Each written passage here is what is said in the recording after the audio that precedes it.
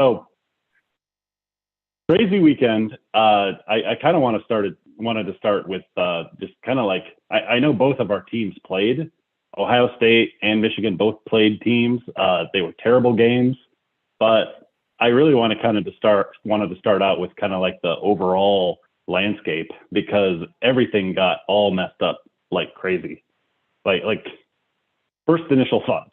What are your first initial thoughts of like Clemson losing, Bama losing? Like what's up? Well, the first thing I thought was, thank God we don't have to play another game with 50-mile-an-hour winds and ridiculous conditions, because that game was just brutal. I don't know how much of it. I don't know how much of it I'm worried about our guys just playing awful versus how much of it. I mean, you can't play, so they're stacking the box. But I think I thought we were being a little too stubborn, thinking that we could throw the ball when the wind is that bad. And it took them a long time to figure out, if you're going to pass, it's going to have to be short dinks and dunks, and you're going to have to get more running game involved, doing like jet sweeps and quarterback runs. And I was excited to see our quarterback can actually run that, but I figured we were just saving that for you guys at the end of the year. Yeah. But I think glad you had to break that out.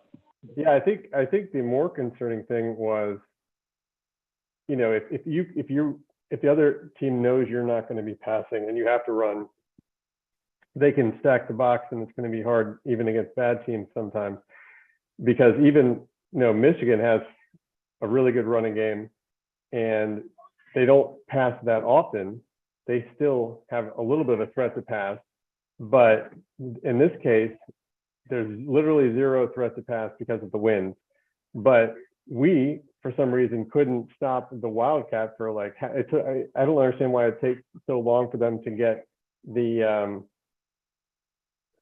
fixes in to adjust to, like, they have literally no offense except for like a Wildcat running, and they can't do anything to stop. No pun intended.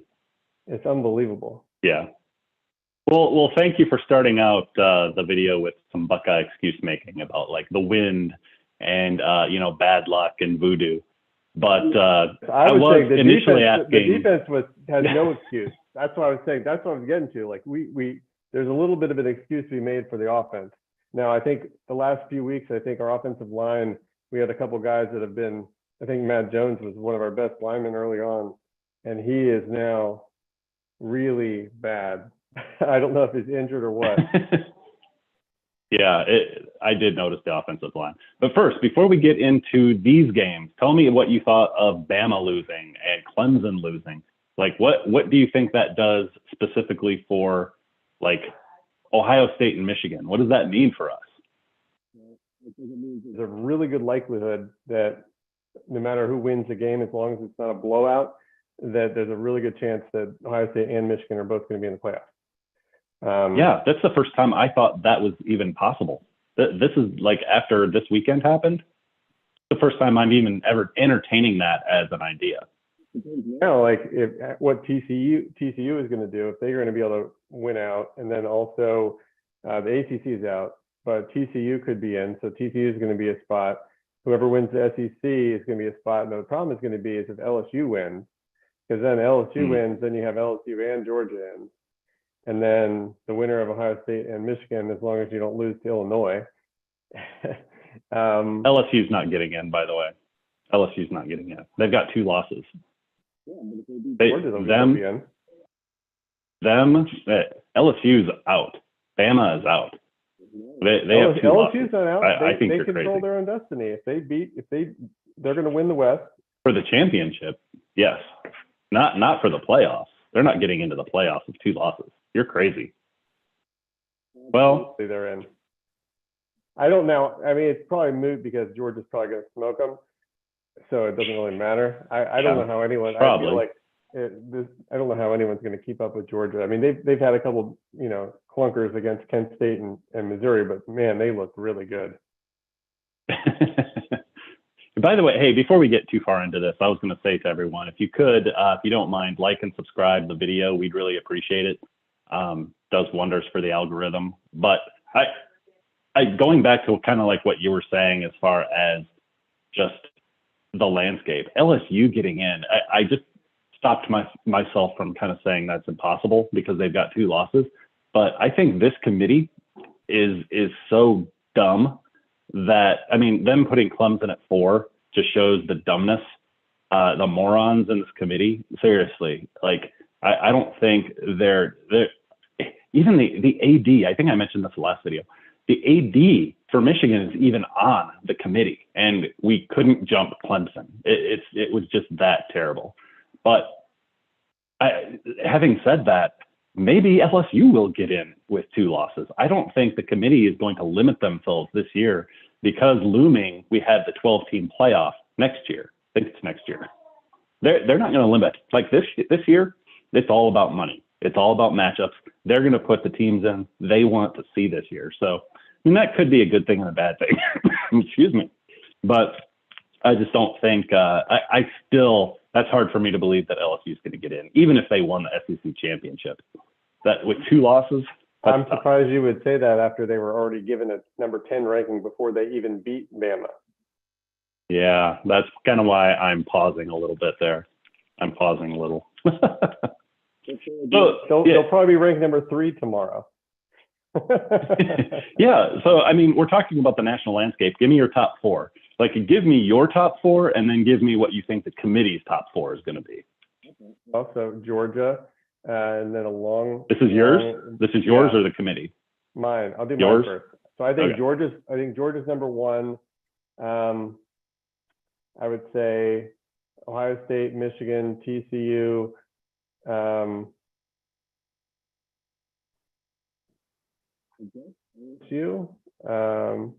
Yeah, you maybe. gave 4. Oregon, then maybe Oregon's 5. Yeah. I mean, really, those are the hot teams right now. So.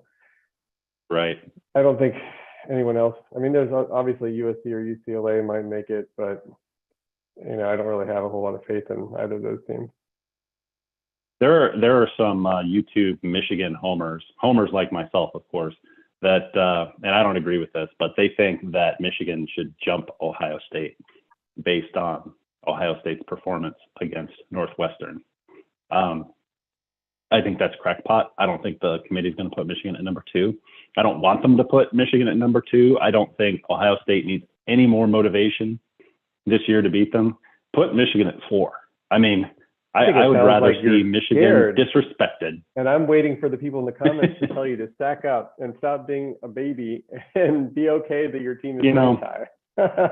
Speaking of that, let's talk about the attire and like how we visually express ourselves on this video.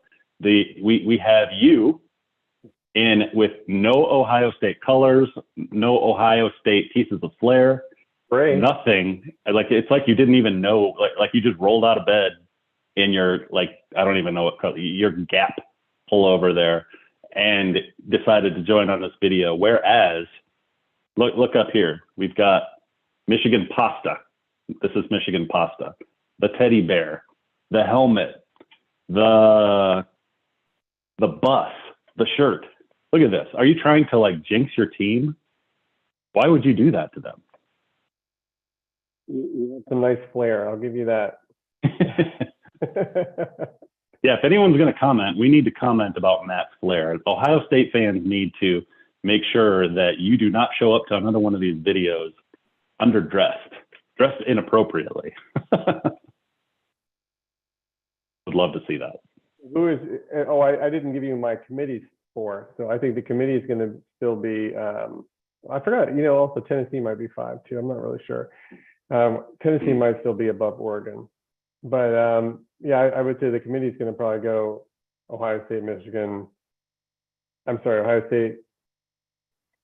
I mean, of course, then Ohio State, Georgia, Michigan, Ohio State, Michigan, and TCU. I don't know if they're going to give TCU. I have a hard time thinking that the committee is going to give TCU love. I think they're going to find some way to get a bigger name school in above them. I'm just trying to think. Tennessee maybe, but I doubt it. I don't think you can put Tennessee above TCU right now after they got boat raced over at Georgia.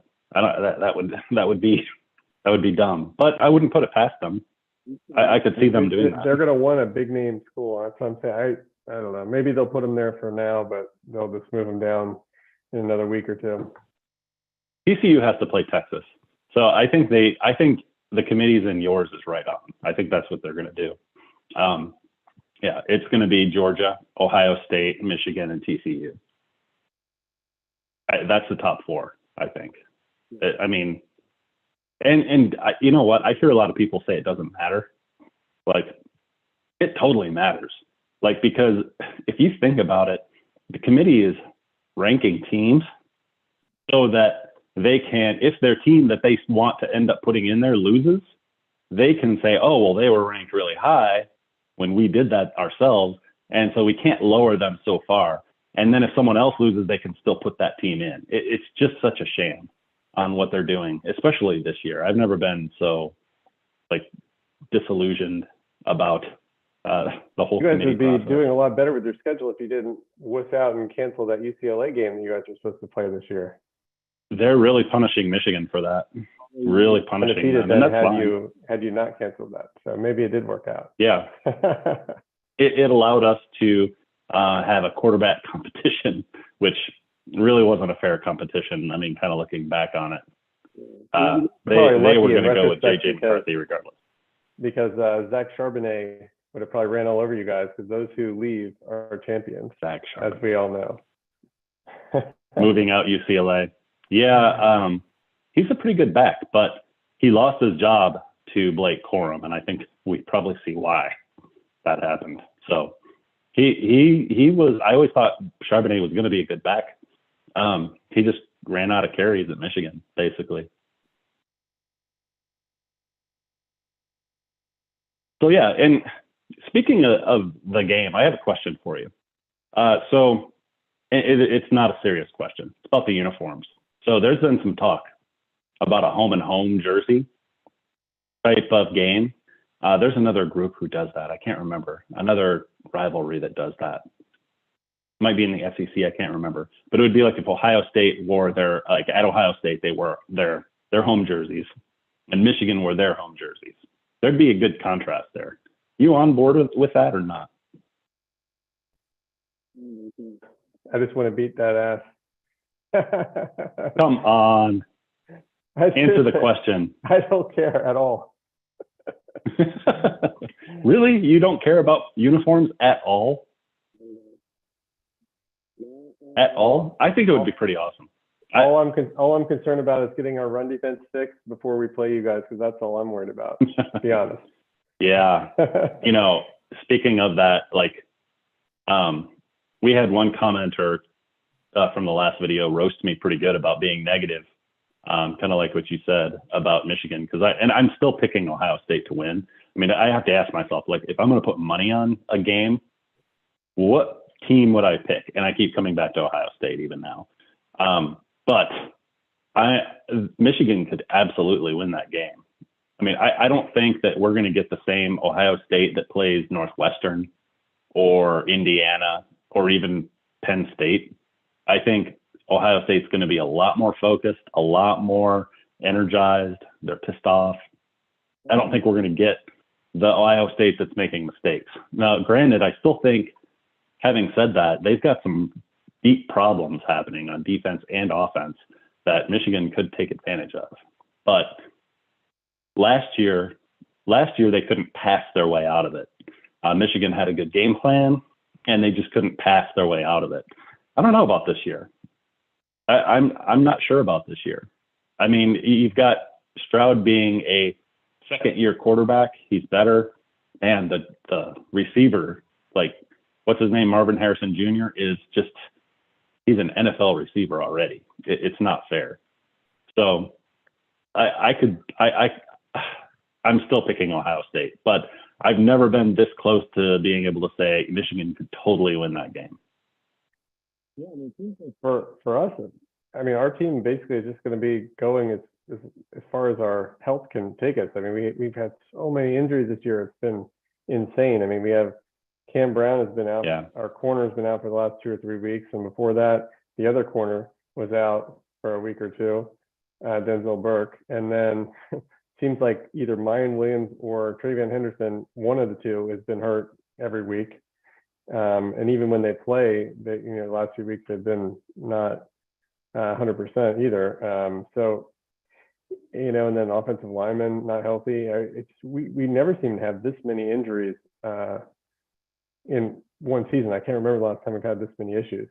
But luckily we have decent enough depth that we're able to get through. But yeah, that's the thing that really has me worried more than anything. I mean, if we have guys who just this, I mean, have you guys not had any injuries this year? Because I haven't seen any issues with had a couple injuries to the offensive linemen just recently. Our starting tight end is out.